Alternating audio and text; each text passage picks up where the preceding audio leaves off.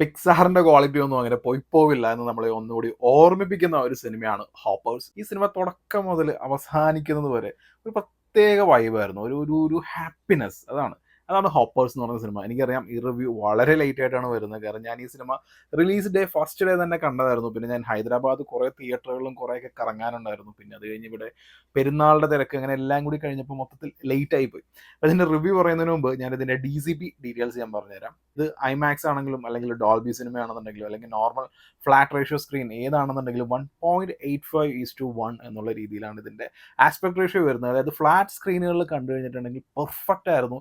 ഈ സിനിമ റിലീസായ സമയത്ത് ഞാൻ ഹൈദരാബാദ് ആയിരുന്നു. അപ്പോൾ ഹൈദരാബാദ് PCXൽ ഈ സിനിമ കാണാൻ പറ്റിയിരുന്നെങ്കിൽ ഞാൻ വലിയൊരു ഭാഗ്യവാനായി മാറിയാനെ. പക്ഷേ അൺഫോർച്ചുനേറ്റ്ലി ആ സമയമാണ് ബ്രൈഡ് എന്ന് പറയുന്ന സിനിമയും ഹോപ്പേഴ്സും ഒരുമിച്ചാണ് റിലീസായത്. അപ്പോൾ ഹൈദരാബാദിലെ PCX അതിന്റെ മെയിൻ സ്ക്രീനിൽ ബ്രൈഡ് എന്ന് പറഞ്ഞ സിനിമ മാത്രമേ ഉണ്ടായിരുന്നുള്ളൂ. ഹോപ്പേഴ്സ് അവർ ചാർട്ട് ചെയ്തിട്ടുണ്ടായിരുന്നില്ല. അപ്പോൾ അതൊരു വലിയ മിസ്സായിട്ട് എനിക്ക് തോന്നി. ആക്ച്വലി ബ്രൈഡ് എനിക്ക് വർക്കായ പടമാണ്. പക്ഷേ ബ്രൈഡിന്റെ കൂടെ ഹോപ്പേഴ്സും കൂടി ആ ഒരു വലിയ 100 അടിയുള്ള ആ സ്ക്രീനിൽ കാണാൻ പറ്റിയിരുന്നെങ്കിൽ ഞാനൊരു വലിയ ഭാഗ്യവാനായി മാറിയാനെ. അൺഫോർച്ചുനേറ്റ്ലി അതിനുള്ളൊരു അവസരം എനിക്ക് ഉണ്ടായിരുന്നില്ല. ഇനി ഈ ഹോപ്പേഴ്സ് എന്ന് പറയുന്ന സിനിമ, ഈ സിനിമയുടെ ട്രെയിലറൊക്കെ കാണുകയാണെന്നുണ്ടെങ്കിൽ ഈ അവതാറിൽ കാണിക്കുന്ന കൈൻഡ് ഓഫ് സംഭവങ്ങളൊക്കെ തന്നെയാണെന്ന് അതിൻ്റെ ഒരു ഡയലോഗായിട്ട് തന്നെ വരുന്നുണ്ട്. പക്ഷേ രസമാണ്. ഇതിൻ്റെ മെയിൻ ക്യാരക്ടറിനെ ഇൻട്രൊഡ്യൂസ് ചെയ്യുന്നു. ഈ ക്യാരക്ടർ എന്തിനെയാണ് സ്നേഹിക്കുന്നത്, എന്തൊക്കെയാണ് ആ ക്യാരക്ടറിൻ്റെ ആ ഒരു ലൈഫിൻ്റെ ആ ഒരു മോട്ടീവ് എന്നുള്ള കാര്യങ്ങളെല്ലാം എക്സ്പ്ലോർ ചെയ്തിട്ട് പിന്നെ ഈ ഹോപ്പേഴ്സ് എന്ന് പറയുന്ന ഒരു സംഭവം ഉണ്ടല്ലോ അതിനെക്കുറിച്ച് പറയുന്നു.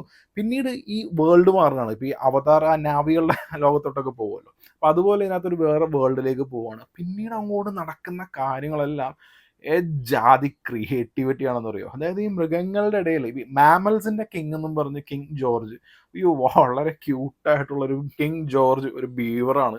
ഇത് മാമൽസിന്റെ കിങ് ആണെന്നും പറഞ്ഞാണ് വരുന്നത്. പിന്നെ വേറെയും കുറെ കാറ്റഗറീസ് ഉണ്ടല്ലോ. ആ കാറ്റഗറീസിൽ പാമ്പുകളുടെ എന്നും പറഞ്ഞുകൊണ്ട് വരുന്നുണ്ട്. പിന്നെ ഇൻസെക്ട്സിന്റെ, പിന്നെ അങ്ങനെ കുറെ കിങ്സ് കാര്യങ്ങളൊക്കെ വരുന്നുണ്ട്.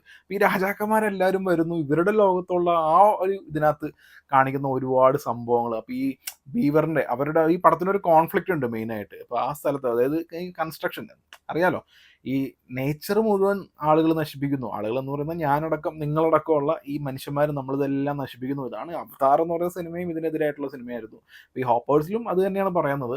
അപ്പോൾ ഈ ഒരു ഡെവലപ്മെന്റ്, ഓഫ് കോഴ്സ് ഡെവലപ്മെന്റ് മാനവരാശിക്ക് ആവശ്യമാണ്. പക്ഷെ ഡെവലപ്മെന്റ് എന്നുള്ളതിന്റെ പേരിൽ ഒരുപാട് നേച്ചറും കാര്യങ്ങളും, ആ നേച്ചറിൽ ജീവിക്കുന്ന കുറെ ജീവികൾ, അതൊക്കെ തന്നെയാണ് ഈ സിനിമയുടെ തീമായിട്ട് വരുന്നത്. അപ്പോൾ അതിൻ്റെ ഒരു മെയിൻ മോട്ടീവ്, ഇതിൻ്റെ ആ ഒരു കോൺഫ്ലിക്റ്റ് ഇതെല്ലാം പറഞ്ഞു കഴിഞ്ഞ് ഈ വേൾഡിലേക്ക് വരുമ്പോൾ ഇവരുടെ ചെറിയ ചെറിയ ഓരോ സംഭവങ്ങളുണ്ട്. ഇത് ഈ ആനിമേഷൻ ഫിലിംസിൽ അതിനകത്ത് വരുന്ന ഈ ആനിമേഷൻ ക്യാരക്ടേഴ്സ്, ക്രീച്ചേഴ്സ്, അതായത് ഇപ്പോൾ സൂട്ടോപ്പിയ 2 ഒരു ഞാൻ ഐമാക്സിൽ കണ്ട പടമായിരുന്നു. ഐമാക്സിൽ ഗംഭീര എക്സ്പീരിയൻസ് ആയിരുന്നു സൂട്ടോപ്പിയ 2 ആ സിനിമ നൽകിയത്. അപ്പോൾ അതിനകത്ത് വരുന്ന ഒരു ക്യാരക്ടേഴ്സ് പോലെ തന്നെ ഇതിലും കുറേ ക്യാരക്ടേഴ്സ് ഉണ്ട്. എനിക്കിത് സൂട്ടോപ്പിയ 2 ആയിട്ടാണ് എനിക്കിത് പെട്ടെന്ന് കമ്പയർ ചെയ്യാൻ തോന്നിയത്. കാരണം നമുക്ക് സൂട്ടോപ്പിയ 2 ഇങ്ങനെ തന്നെയാണ്. അതായത് തുടങ്ങുന്നത് മുതൽ അവസാനിക്കുന്ന വരെ നമ്മൾ ഫുൾ എൻഗേജ് ആയിട്ട് ആ ഒരു വേൾഡിൽ അവർ കാണിക്കുന്ന കുറേ കാര്യങ്ങൾ അതിൽ മുഴുകി വേറെ ഒന്നും ചിന്തിക്കില്ല. അപ്പോൾ ഇന്ത്യൻ സ്ക്രീനുകളിലായതുകൊണ്ടാണ് ഇടയ്ക്ക് ബ്രേക്ക് വരുന്നത്. ഈ ബ്രേക്ക് വരുന്നില്ല എന്നുണ്ടെന്നുണ്ടെങ്കിൽ നമ്മൾ കണ്ടിന്യൂസ്ലി അവരുടെ ആ ഒരു ലോകത്ത് തന്നെ ആയിരിക്കും. വളരെ എക്സൈറ്റിംഗ് ആയിട്ടുള്ള, ഒരുപാട് സന്തോഷം നൽകുന്ന ഒരുപാട് മൊമെന്റ്സ് ഈ പടം നൽകുന്നുണ്ട്. പിന്നെ ഇതിൽ തന്നെ ഒരു അപ്പെക്സ് പ്രെഡേറ്റർ എന്ന് പറയുന്നുണ്ട്. അപ്പം ഞാൻ വിചാരിച്ചു എന്ത് അപ്പെക്സ് പ്രെഡേറ്ററിനായിരിക്കും ഇവർ സ്ക്രീനിൽ കൊണ്ടുവരാൻ പോകുന്നത്. പക്ഷേ ഈ അപ്പെക്സ് പ്രെഡേറ്റർ, ഈ ക്യാരക്ടർ ഈ സ്ക്രീനിലേക്ക് വരുമ്പോൾ ഇവരുടെ ഓരോ ക്രിയേറ്റിവിറ്റിനെ കുറിച്ചാണ് ഞാൻ ആലോചിക്കുന്നത്. പിന്നെ ഇതിനകത്തൊരു മെയിൻ വില്ലനായിട്ട് വരുന്നുണ്ട്.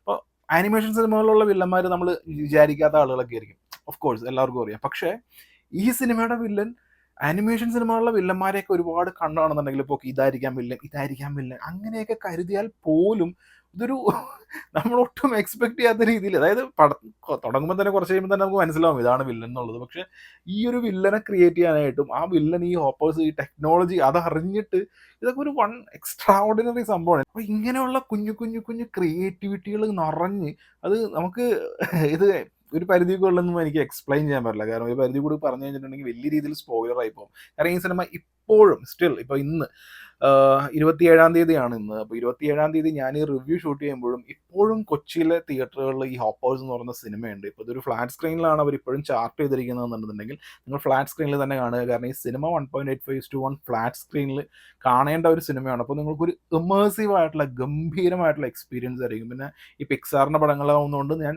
ആനിമേഷൻ്റെ ക്വാളിറ്റിനെ കുറിച്ച് പ്രത്യേകിച്ച് പറയേണ്ട ആവശ്യമില്ല. ഈ ആനിമേഷൻ ഫിലിമിൻ്റെ ഫിലോസഫിനെ കുറിച്ച് പറയേണ്ട ആവശ്യമില്ല. വോയിസ് കാസ്റ്റിനെ കുറിച്ച് പറയേണ്ട ആവശ്യമില്ല. എല്ലാം ടോപ്പ് നോച്ച് ആയിരിക്കും. ഈ സിനിമ നൽകുന്ന മെസ്സേജ്, പിന്നെ ഇതിനകത്ത് വരുന്ന എല്ലാ ക്യാരക്ടേഴ്സും, ഇപ്പം കിങ് ജോർജ് അടക്കമുള്ള ഒരുപാട് ക്യൂട്ട് ക്യാരക്ടേഴ്സ് ഉണ്ട്. അപ്പോൾ കുട്ടികളൊക്കെ ആയിട്ട് പോയി കഴിഞ്ഞിട്ടുണ്ടെന്നുണ്ടെങ്കിൽ they will love this film. കാര്യം എന്താണെന്ന് വെച്ചിട്ടുണ്ടെങ്കിൽ ഇത് തുടക്കം മുതൽ അവസാനം വരെ, കുട്ടികളല്ല ആക്ച്വലി, ഇത്ര എനിക്ക് 35 വയസ്സുള്ള എനിക്ക് തുടക്കം മുതൽ അവസാനം വരെ ഭയങ്കരമായിട്ട് എനിക്ക് ഇഷ്ടമായിട്ട്, ഞാൻ ART എന്നുള്ളൊരു രവി തേജയുടെ ഹൈദരാബാദിലുള്ള ഒരു സ്ക്രീനിലാണ് ഞാൻ ഈ സിനിമ കണ്ടത്. ഇത് പടം കണ്ടു കഴിഞ്ഞ് പിറ്റേ ദിവസം ഞാൻ മിറാജിൻ്റെ തിയേറ്ററിൽ പോയി ഈ സിനിമ വീണ്ടും കണ്ടു.